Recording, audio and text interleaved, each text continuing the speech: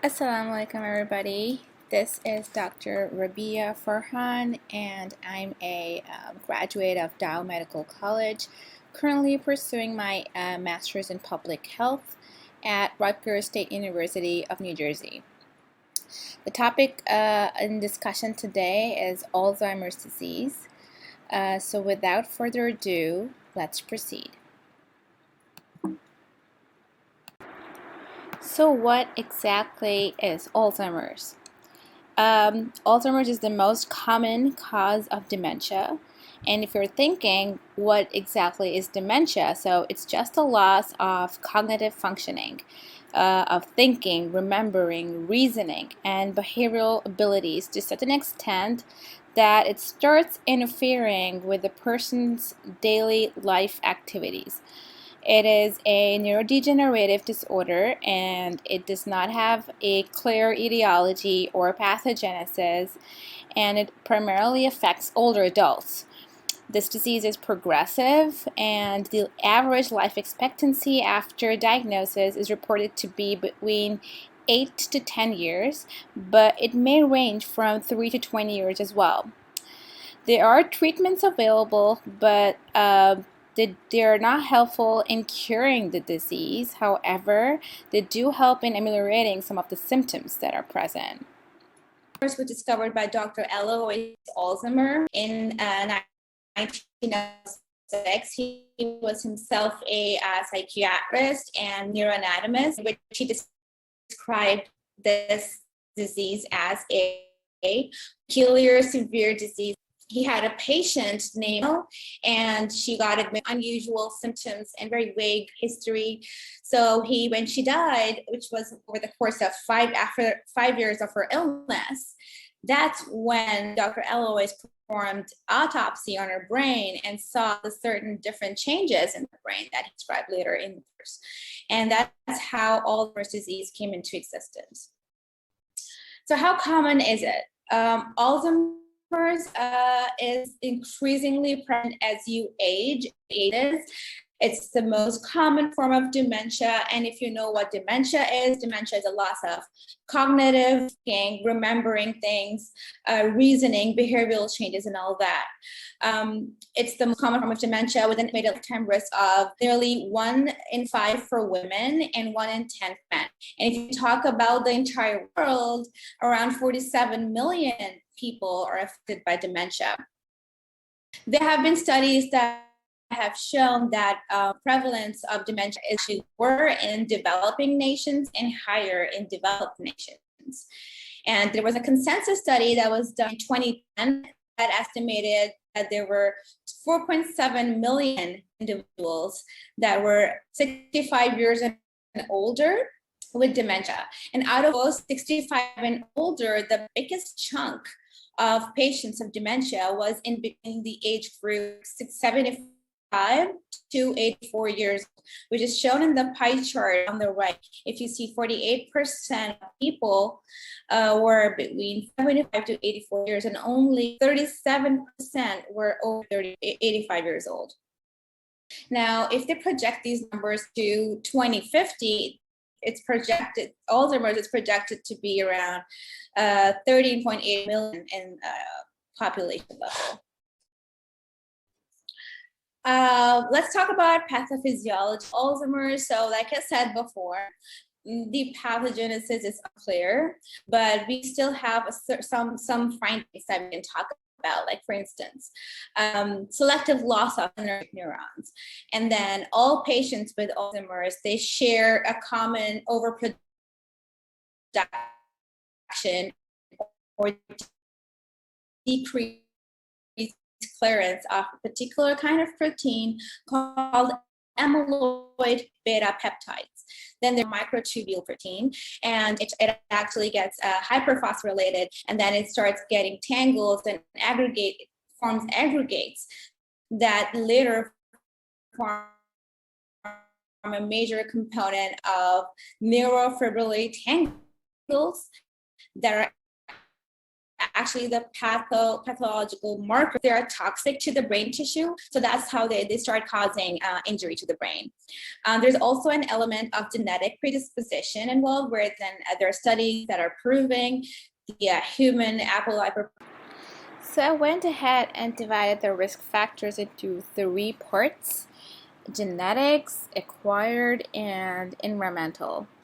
So if we talk about just genetics, the genetic basis for Alzheimer's is understood most clearly in the early onset form, which accounts for less than 1% of cases. And early onset Alzheimer's dementia, it follows a autosomal dominant inheritance pattern.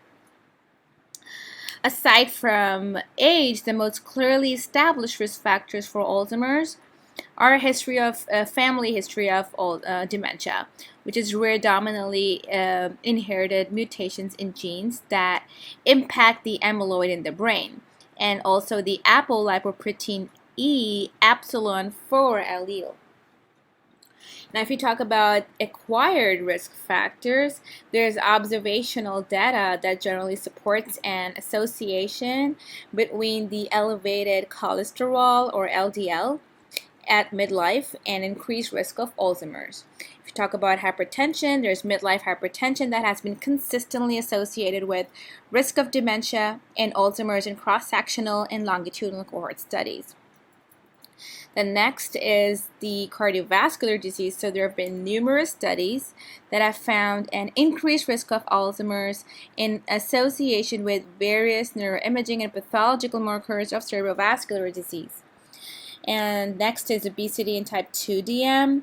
They have been associated with an approximately 1.5-fold increased risk of Alzheimer's dementia.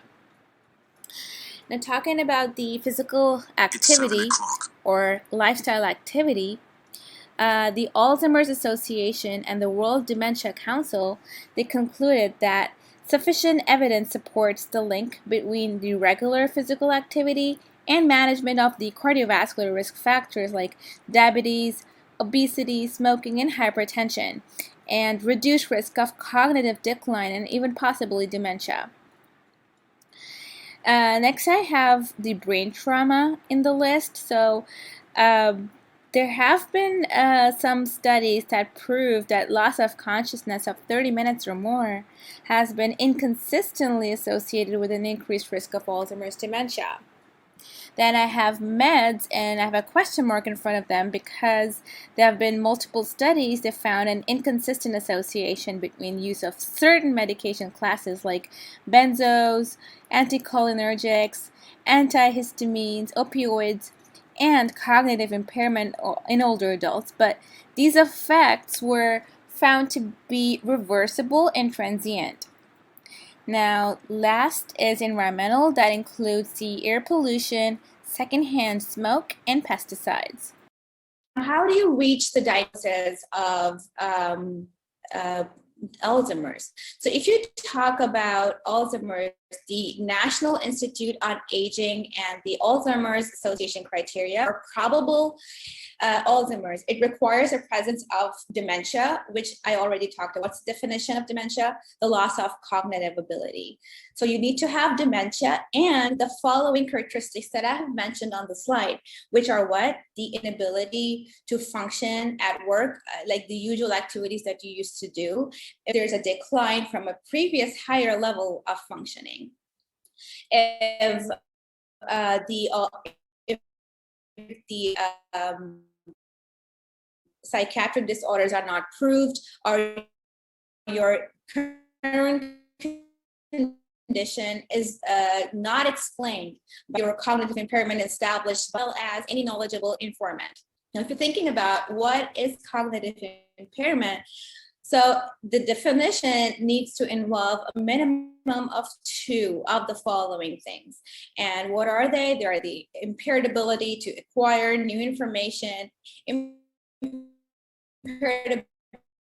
ability to reason, and impaired ability to communicate, language dysfunctions, abilities as well. So all of these things comprise of actual cognitive impairment, and this is just Alzheimer's. Now, if you talk about cardinal features, so what are the cardinal features? Number one would be the memory impairment. So the memory deficits, they develop really slowly and they progress slowly over time. And the most important and first. Why? Because the declarative memory is actually heavily dependent on the region being primarily affected in Alzheimer's disease. The only symptom may just be being just forgetful at first, which may progress slowly to maybe getting lost in the neighborhood, forgetting the names of the friends and family, or just not remembering what day it is, not remembering what time is it, not remember where you are. Then they have consistent trouble finding the right words to say. And that part comes later on, and that is actually called semantic memory. But the most important thing to remember is the semantic comes really late, and declarative comes first.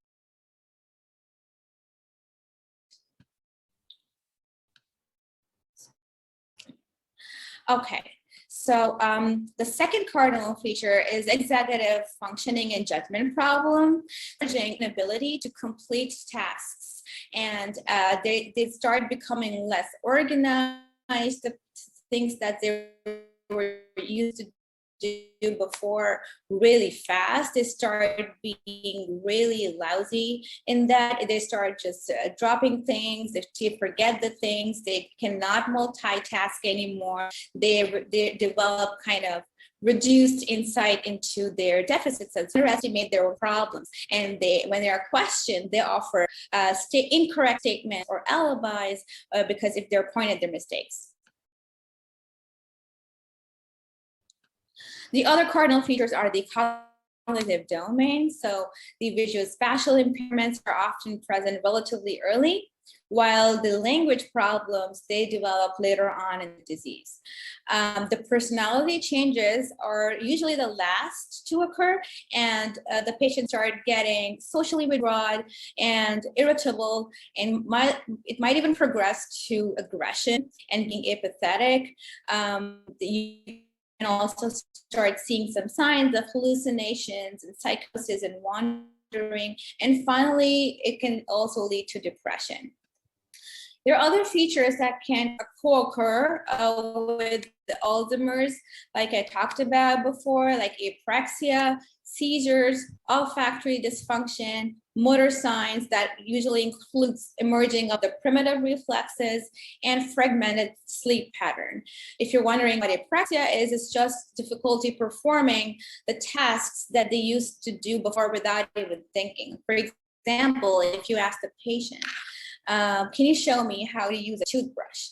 So they will not be able to that, or they'll just pause and think what will just ask the patient, show me how you brush your hair, and they will just forget actually is.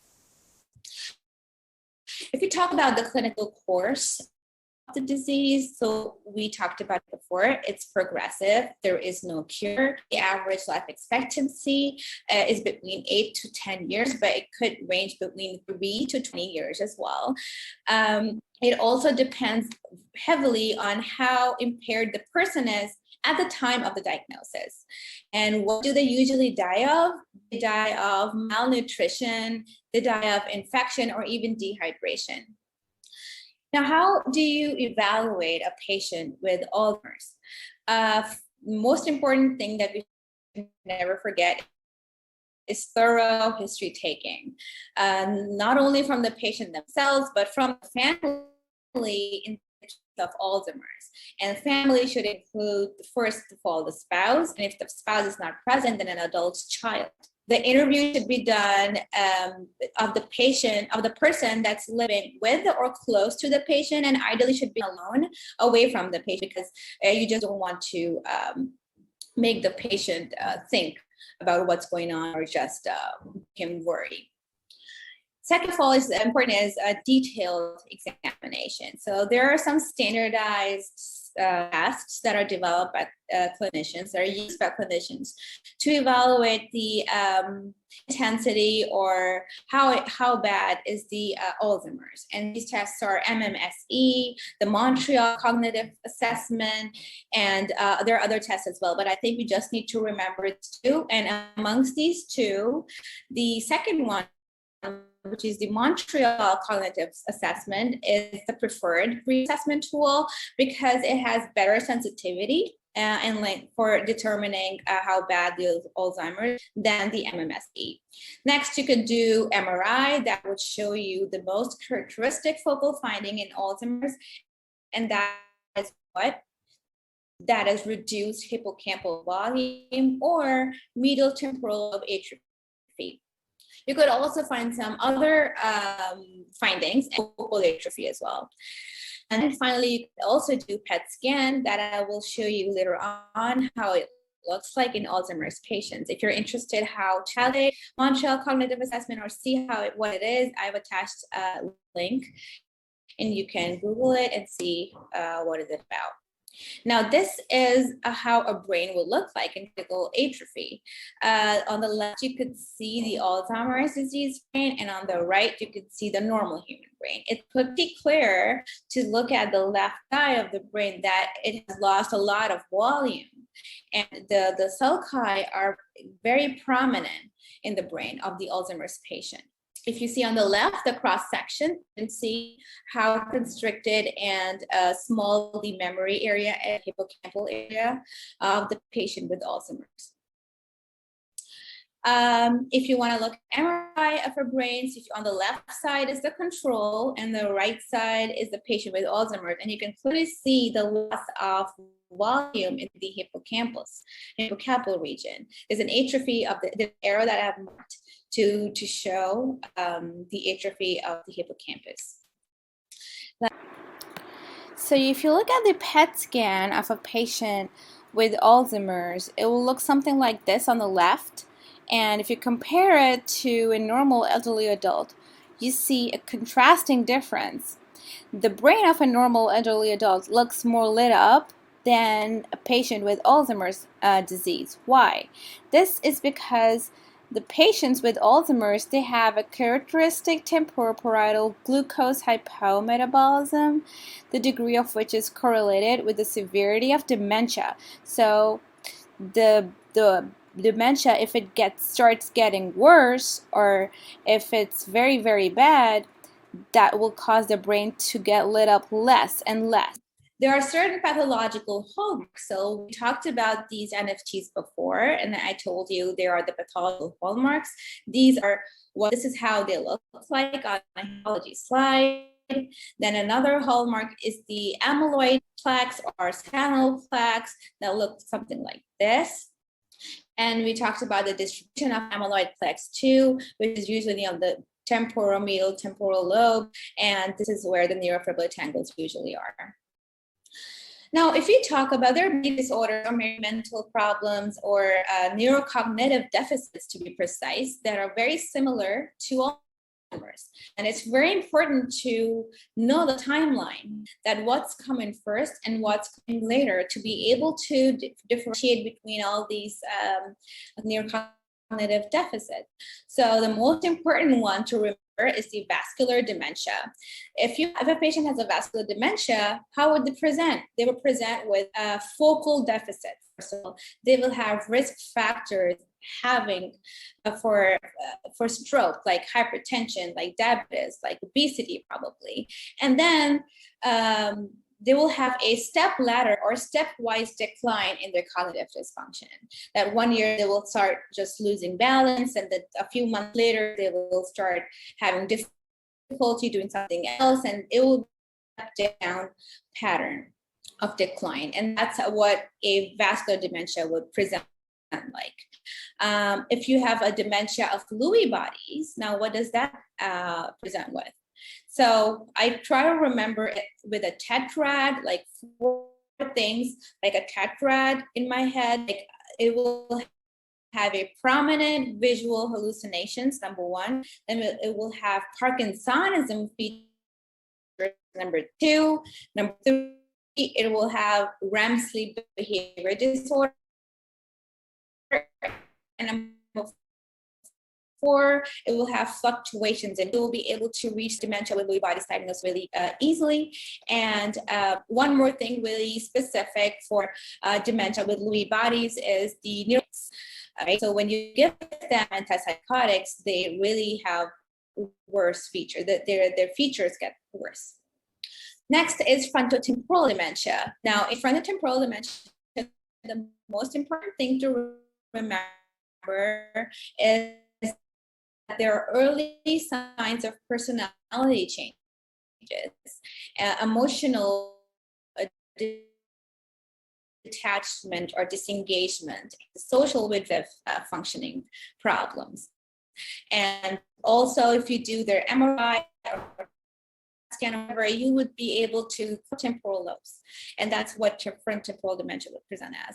There also are presentations very similar to Alzheimer's, and I think the most important one to remember in them is the pseudo dementia.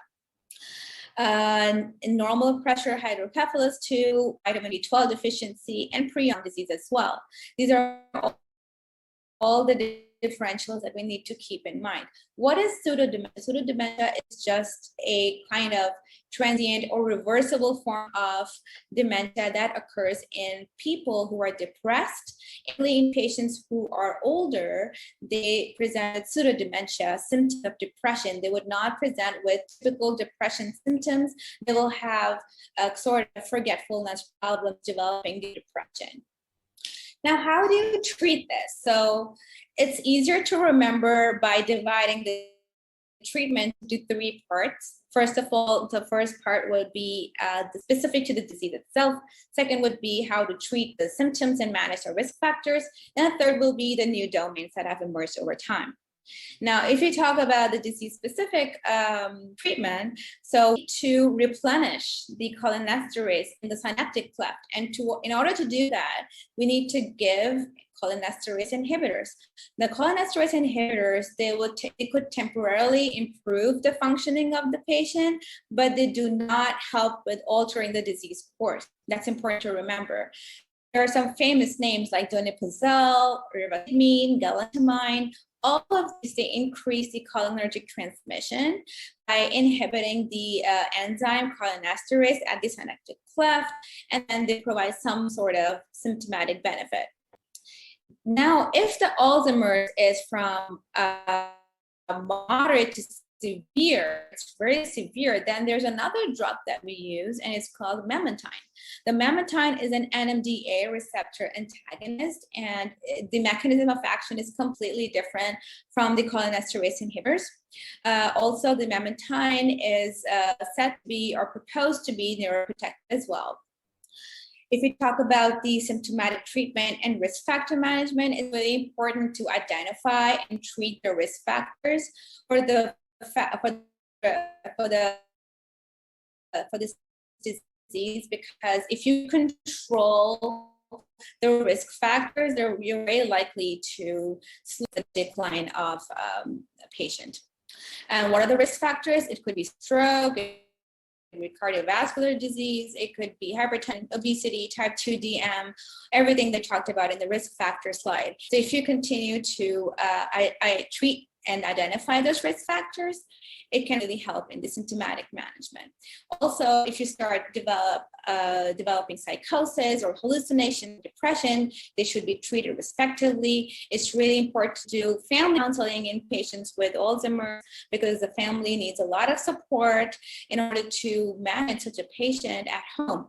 And support to the family is usually very, it's an ignored area of medicine in our specialty, or maybe in our country as well. But it's really important to provide emotional, moral support to the family of Alzheimer's disease patients.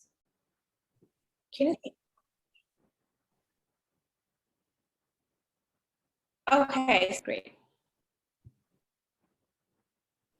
So if we talk about the physical activity, like I did in my earlier part of the presentation, I've attached a link to a study in the slide that you can read up at your own leisure.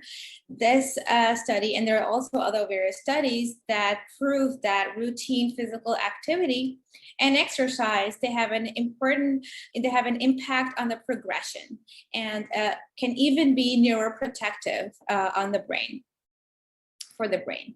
And if you have improved or increased cardiorespiratory fitness levels, that's also seen to be associated with higher hippocampal volumes in patients with Alzheimer's disease. And there are certain uncertain benefits that have been seen. There are certain things that you can do that have no confirmed or big significant benefit, but they're still there. So I think it's good to remember. So number one is omega-3 rich diet, which you've seen a lot of people consume fish oils to increase their omega-3 polyunsaturated fatty levels. So it's seen that the researchers tried to prove that increased consumption of PUFA is correlated significantly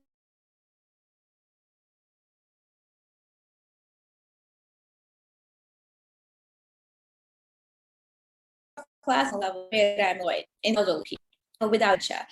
Some studies are evidence proving that vitamin D deficiency is associated with cognitive impairment in older adults. And there were other studies that found an association between intake of antioxidants and lower risk of Alzheimer's, independent of the measured confounders. Vitamin E has also small benefit in regards to slowing the progression of the disease. However, the benefit is so small that we cannot really use it. Now, I have like two scenarios for you to be able to kind of differentiate Alzheimer's with other similar neurocognitive deficits. And I want you to kind of wrap your head around how a patient with Alzheimer's can present versus other neurocognitive disorders. Now, this scenario, number one, you have an 80-year-old retired engineer is brought by his daughter to you for some changes in behavior. The old man thinks that the daughter is after his money and is trying to kick him out of the house to get all the property. And the daughter reports that the patient has been more and more forgetful over the past few years. Now you take the medical history, that is insignificant. You do the physical exam, you see the vitals are normal, patient is oriented to space, to play in person only, and he does not cooperate with all the standardized cognitive tests. He has very poor short-term recall and unable to recall or remember where he lives. Now I'll give you like 2 seconds or 3 seconds to think over what this patient has. Right, if you're thinking Alzheimer's, you're correct. Why? Okay, let's pick out what are the important things that made us reach that diagnosis. So number one is the age that have proven that increased level of dexterity is also related to Alzheimer's. Number three is unaware of his problems. That means he does not know that he has a problem. That's number three. Number four, he's like having weird thoughts like psychosis that his daughter is after her money, his money. Then you see the medical history is insignificant. On physical exam, you find that he cannot recall where he lives, and he cannot cooperate for cognitive tests. So all of these things kind of combine, make a picture of Alzheimer's. How do you treat it? We already talked about the treatment in the previous slides. You would do cholinesterase inhibitors. This is mild mean or galantamine, so that the patient starts improving. Patient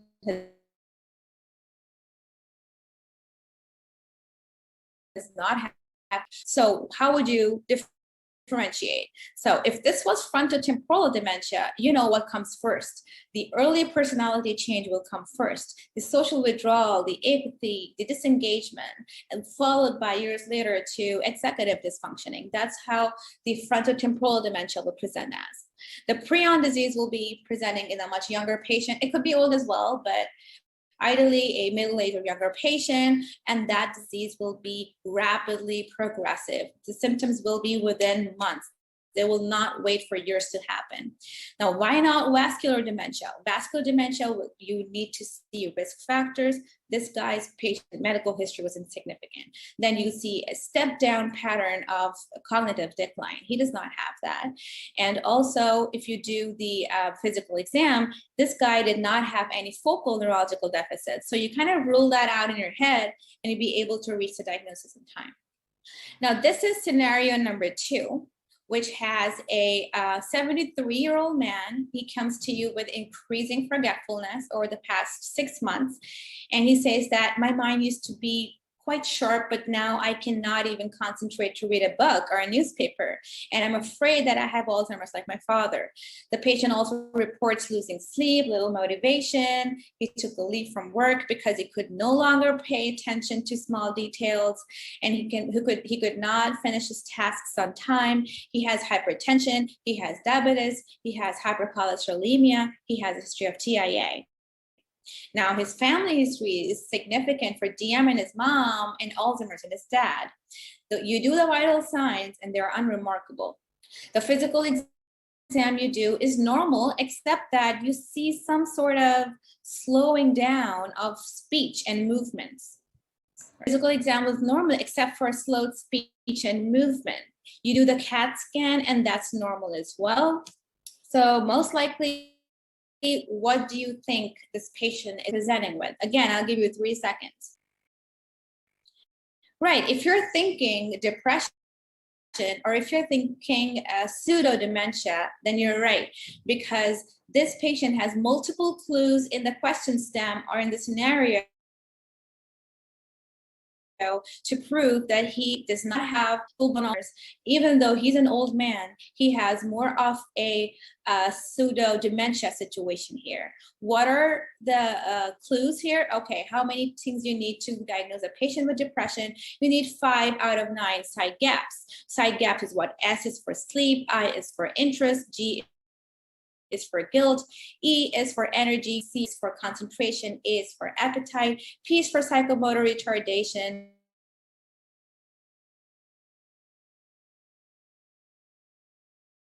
and S is I. Yes, we do have it. Guilt, no. Energy, low. Yes, we have it. Concentration, low. Yes, we have it. They don't talk about appetite, but they talk about psychomotor retardation, which is slowed speech and movement. So we have 5 over 9. So we would clearly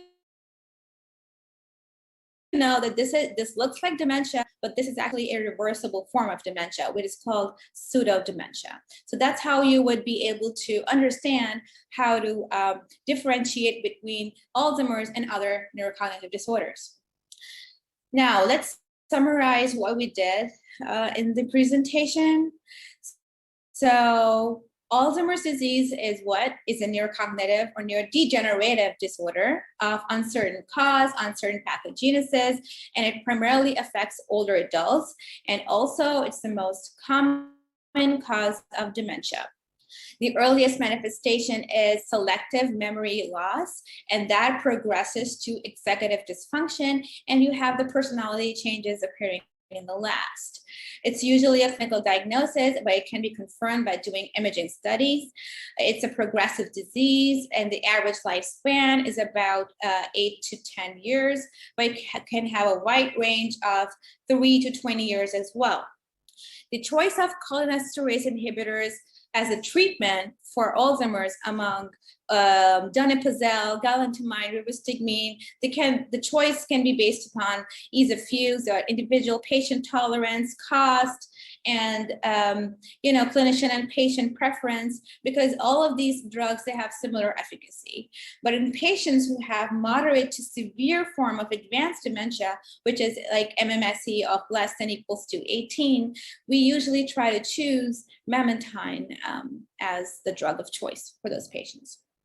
So with that, I will conclude my presentation. It was an honor to be able to be a part of this, and I wish you the best of luck in your future endeavors. Thank you very much.